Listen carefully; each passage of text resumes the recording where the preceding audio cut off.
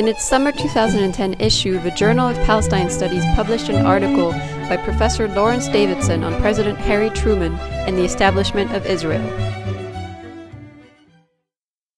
I'm Cléa Thouin, Assistant Editor for the Journal of Palestine Studies. Here with me today to talk about his article is Lawrence Davidson, Professor of Middle East History at Westchester University. Welcome to Palestine Studies TV. Oh, it's my pleasure.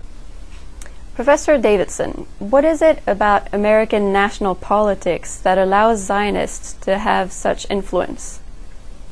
American politics is lobby-centered. And this is true at almost all levels, local levels, state levels, national level. This is well known in terms of domestic policy, but it also is the way of the world in terms of foreign policy. So,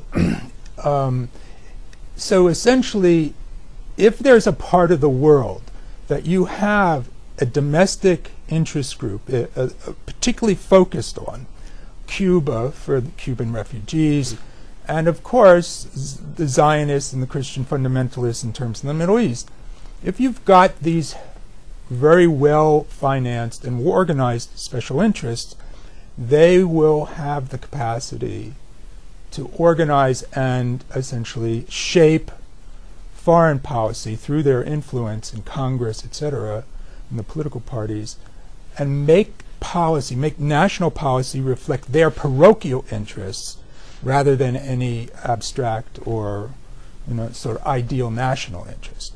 And so this has been the case in the formation of Middle East foreign policy, certainly since 1967, but you can trace back the influence right into the 1920s. I mean, 1922, just a few years after the Balfour Declaration, you have a joint congressional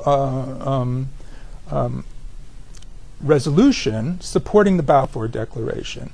And that is marked, in Zionist history, that is marked as the beginning of the American commitment to a Jewish state in Palestine, and they'll always trace it back into that early 1920s date.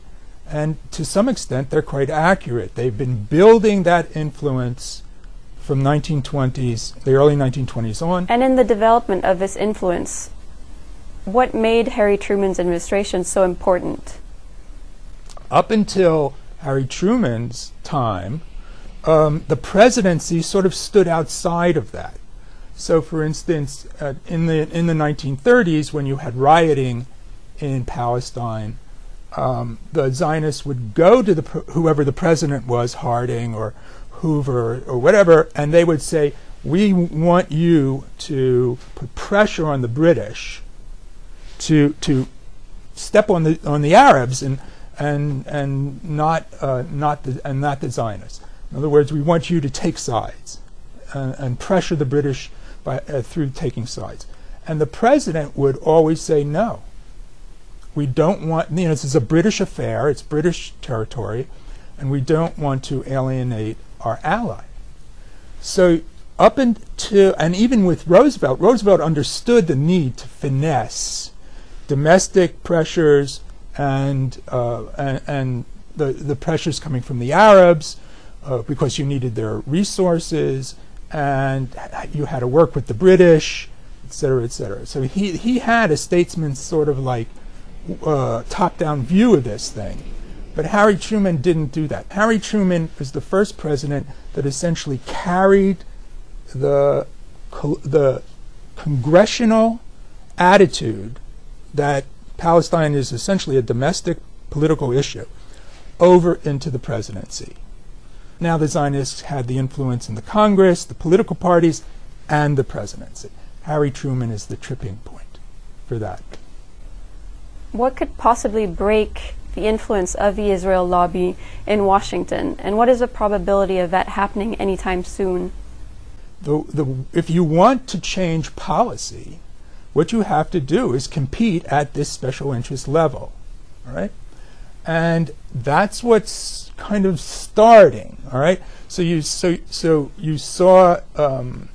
Mearsheimer and Walt's book on the Israel lobby, and along with President Carter's book, Peace Not Apartheid. These are the two opening shots in a campaign to essentially change at least elite public opinion. Okay? Then you get J Street, the formulation of J Street, as a way of trying to compete with AIPAC. The real question is, yeah, in the long run, we'll be able to compete against AIPAC and eventually kind of almost deny it, the kind of influence it has now. The question is, will there be anything left of Palestine at the time? Because once you've got the Israelis successfully, absorbing all the lands they want, then AIPAC can go away. They all can retire and go up and ski in Utah or something like that. Going back to Truman, in your article you talk about how Truman sidelined the State Department. Why did the State Department lose that battle over the shaping of the Israel-Palestine policy? Well, I mean, these agencies, their influence with the president was based on tradition. Okay, that there was a long-standing understanding on the part of most presidents, with some exceptions, that they didn't know anything about foreign policy. I mean, there are some exceptions like Wilson and those guys who thought they did, but most of them didn't know anything, and they knew they didn't know anything, and they weren't really interested in foreign policy, most of them. And so the tradition grew up that the State Department was the department that essentially took care of this stuff, and they themselves, the people in the State Department, grew to a point where they assumed that that was their role. Okay, and indeed, traditionally, it became their role. However, it was structurally, they served at the pleasure of the guy in the White House. They weren't appointees, except at the very top, but they were employers of the president, of the executive branch.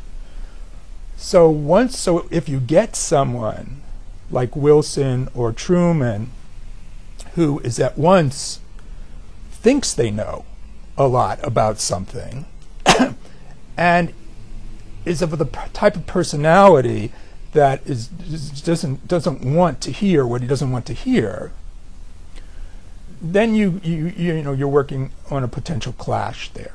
Now, Wilson cut out the State Department as well. I mean, he gave this speech on self-determination, and he didn't even refer to Robert Lansing, his State Department Secretary of State.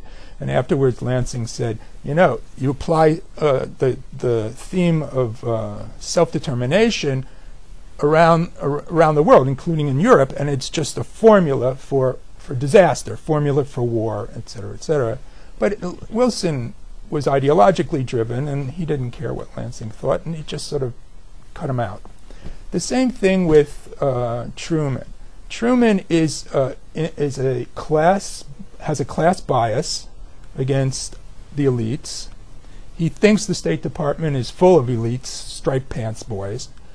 And so he comes in, he doesn't even know them, and he doesn't like them, just on general principles.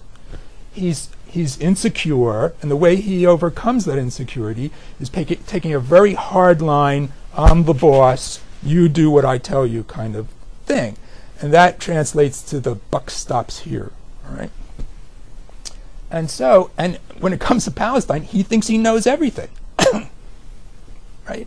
Because he read the Bible, and what else there is to know, right? He knows. And he read FDR's correspondence with the Saudis and stuff like that, so he thinks he knows the Arab attitude. Right? About the Palestinians, about the things on the ground, he knows nothing, nor does his advisors. But that's okay, it's a domestic issue, right? And it's tied into his political ambitions. And so the point is that there's no point of leverage for the State Department to act against this. I mean, they can send Marshall in. Marshall is a very respected man. He's going to be the Secretary of State, and and Truman respects him. But he's not going to let Marshall dictate policies that Truman thinks are going to lose him the election. So there's no point of leverage that they can work against him. And Truman actually, and the Zionists too, actually they're the types of people who hold grudges.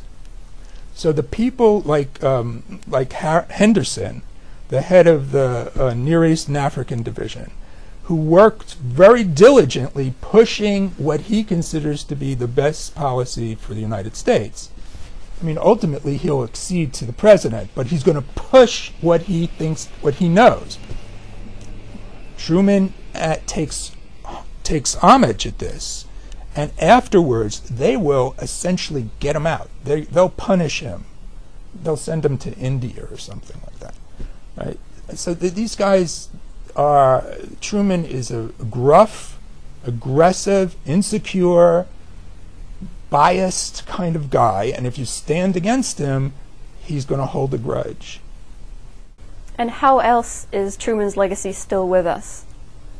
Well, I think that it's with us by virtue of the fact that everyone now knows, okay, that the State Department has essentially been emasculated. That the tradition of it being a center of folks who have deep knowledge of different parts of the world, and that they then give that knowledge to the policymakers who take that knowledge seriously, it's gone.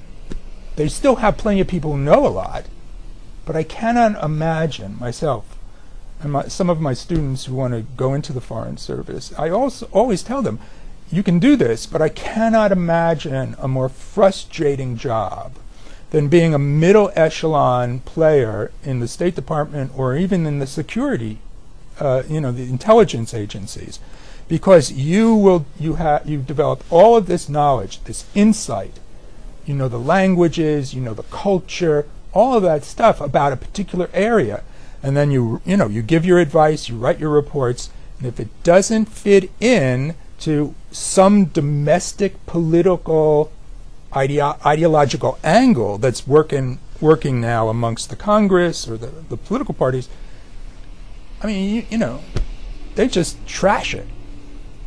Professor Davidson, thank you very much for talking to Palestine Studies TV. It's my pleasure, right? I enjoyed it very much.